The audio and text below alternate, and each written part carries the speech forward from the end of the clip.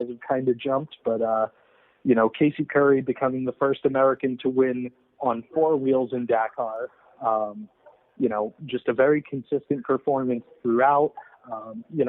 American racers really dominated the UTVs in Dakar this year, and I think that class is probably going to keep coming to America, with the win for years to come between Curry. A.J. Jones had a great run. Mitch Guthrie Jr. had some stage wins. Blake Hildebrand had some stage wins.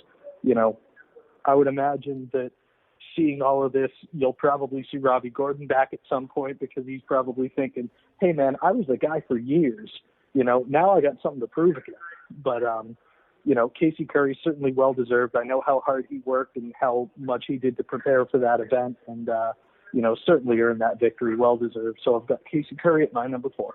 All right, and with that, we're going to take a short commercial break. We'll be back after this on the General Tire Down and Dirty Show, powered by Polaris Razor. All right, before we return with even more of our power rankings for the week, do have to give a shout-out to one of our good friends and show I've been a guest on over here on Podcast One, and that's CarCast, the longest-running automotive podcast. CarCast, twice weekly automotive show, hosted by Adam Carolla, wrestling superstar Bill Goldberg, and my good buddy Matt, the Moderator, DeAndrea.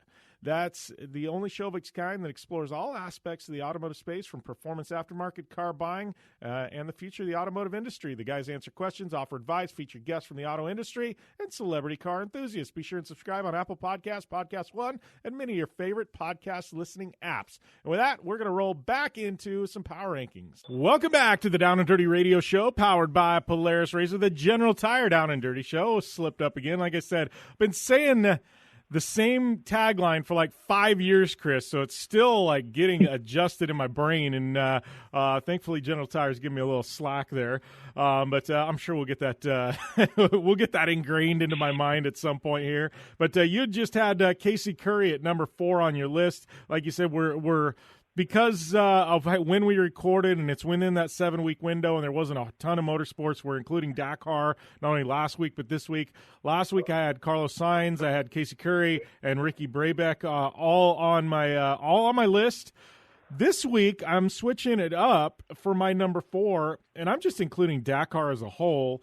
Mainly because here we are, week out or after the event, not a week after the event, 5-6 days, but literally the media is still picking up stories from Dakar, and I'm talking about stateside. This happens in Europe all the time, but for the United States news cycle to be still picking up things from the Dakar Rally, granted we had 2 amazing Americans take-home victories.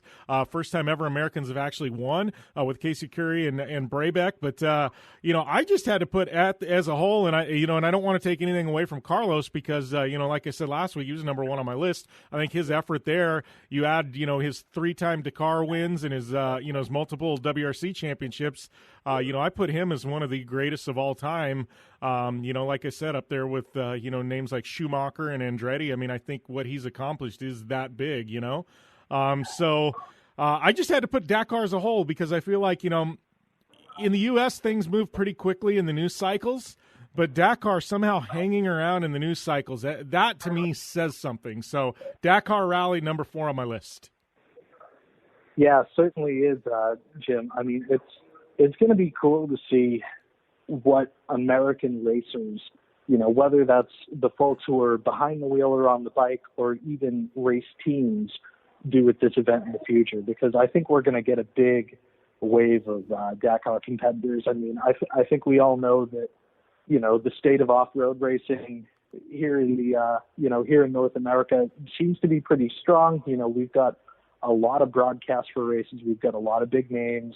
There's a lot going on, and I think a lot of it, most of it is really positive. And I think that, when things are positive stateside, you see a lot of Americans that go out, and kind of try and dominate in the global scale. Obviously, Red Bull putting their team together, is going to be big for years to come. I think you can count on guys like, Mitch Guthrie Jr., Blade Hildebrand, Seth Quintero, all stepping up into Red Bull-backed cars at some point and trying to win that class, later in their careers. But I am sticking with Dakar at number 3. And, again, like we said, we're kind of playing it again, but Ricky Brabeck, I don't think that victory can be understated.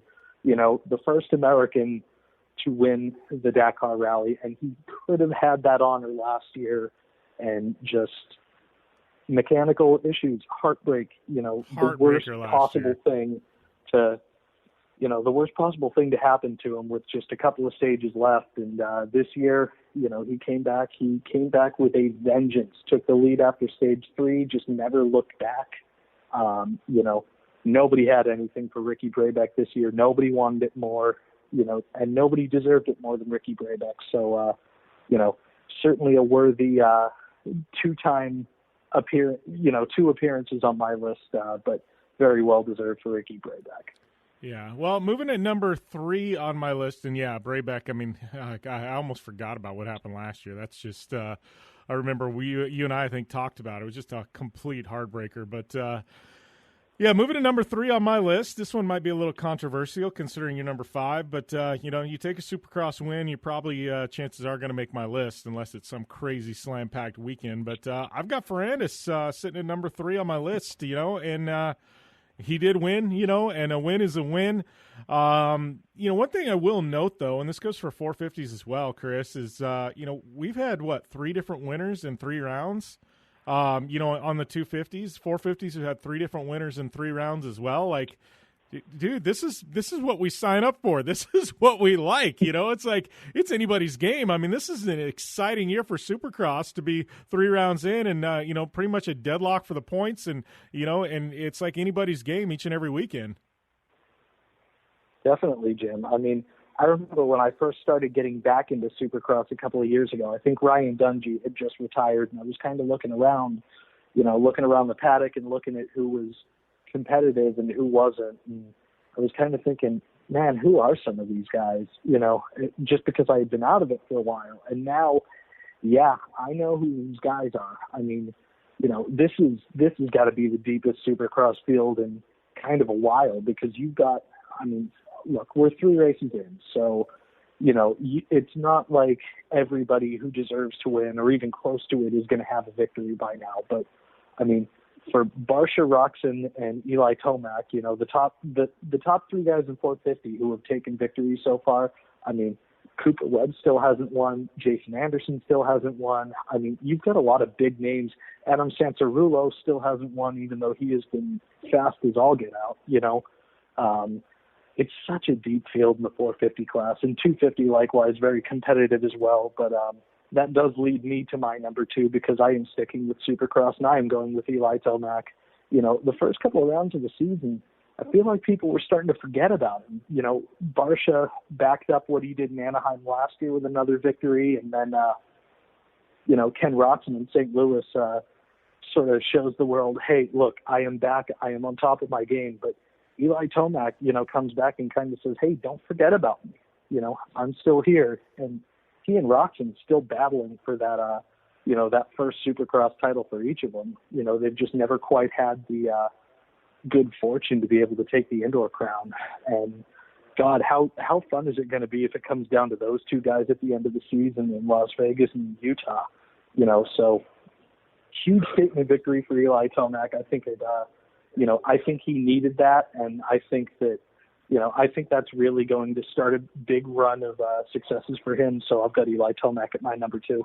Yeah. Well, that being said, for all the reasons you said, Eli Tomac is my number 2 as well.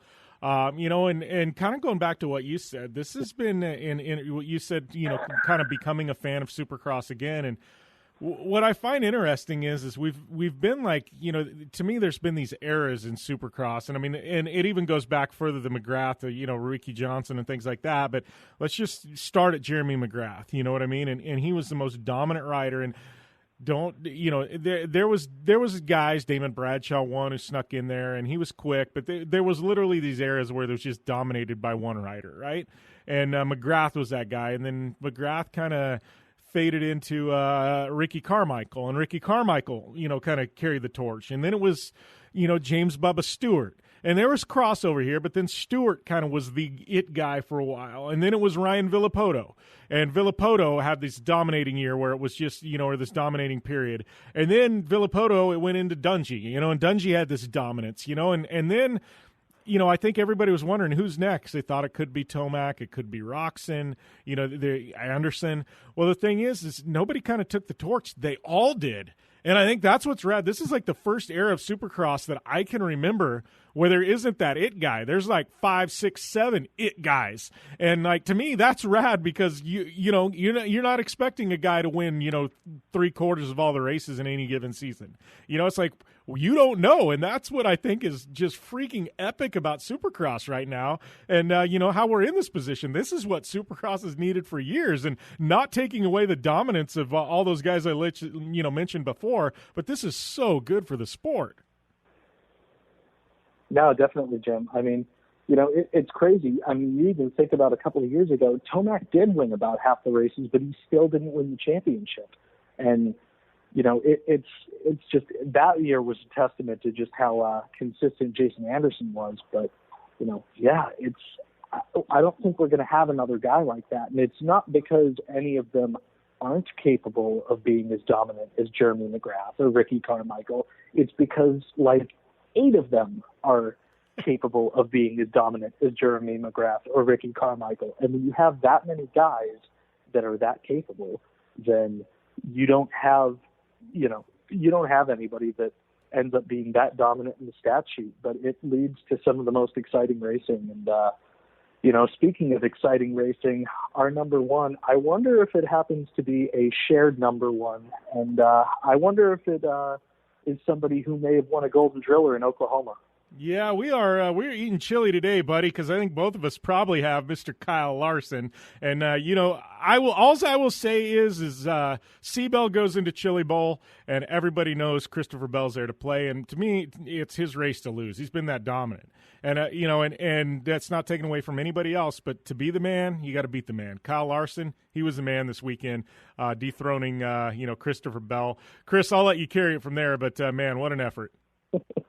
No, definitely wasn't an effort. I mean, obviously on the iRacing side of things, everybody was pretty happy because I think Steve Myers said when your company's on the side of first and second, all you want is a first and second place finish. You don't care how it happens. But Kyle Larson has been fighting for a Chili Bowl victory for more than a decade. He started his own team. They took a car that they didn't build it as specifically an indoor car. They built it, just to go out and go win races. And he won his preliminary night. Bell did the same. They qualified second and third in the pole dash. Bell took the lead on lap 1, and he held it for most of the race. But, you had cautions bunch up the field, and they don't count caution laps over there. So there was plenty of time. Larson finally makes his move, and he holds it for a lap, and then there is, another caution, and that freezes the field because they completed the lap. So once Kyle Larson got that lead, it was his race to lose, and he finally took it home. And like he said, that was the biggest race that he's ever won. And that's not a discount to anything else. It's just that he has been trying to win that race for 13 years. And this is the first time he was finally able to do it. I'm sure he will win a Daytona 500 someday. I'm sure that he'll win, a NASCAR title. Hell, if he ever gets a chance at Indy, I'm sure he can win that too. But I don't know that any of those races are ever going to be as special to him as that Chili Bowl win, knowing what went into it. Yeah, completely agree with you, Chris. We're up against a time break, buddy, but good times. Looking forward to next week because we got some shenanigans going on as far as the motorsports calendar goes, and we'll be back after this on the General Tire Down and Dirty Show, powered by Polaris RZR. And, that's all I got this week. Hopefully you guys enjoy those power rankings. If you like that show, it's the Down and Dirty Radio Show. Go to Apple Podcasts, subscribe to that. It's also here on Podcast One, so make sure and check that out. It's a weekly motorsports show. Once again, go over to Apple Podcasts, subscribe to this show, support us, rate, review, subscribe. If you do leave a rating or a review, and if you leave your Twitter, Instagram, at username in the body of the review, I will follow you back on social media, my promise to you. It's been there for a while. A lot of you have taken me up on it. Man, keep those ratings cranking. Speaking of social media, it's at Jim Beaver 15. And thank you guys once again. Thanks to Geico. Thanks to betonline.ag. Don't forget, use that promo code podcast1, get a 50% sign-up bonus. And, we're going to keep rolling here. Another great episode, another great guest next week right here on Project Action on Podcast One.